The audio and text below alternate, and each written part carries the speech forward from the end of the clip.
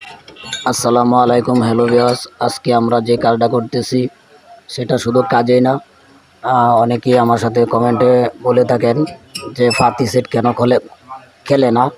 Fati set আসলে খালি থেক না। আজকে আপনারা দেখবেন ফাতি সেট আমরা কিভাবে ফিটিং করি। অবশ্যই আপনারা আমাদের কাজটা দেখলে বুঝতে পারবেন কিভাবে আমরা কাজ করি।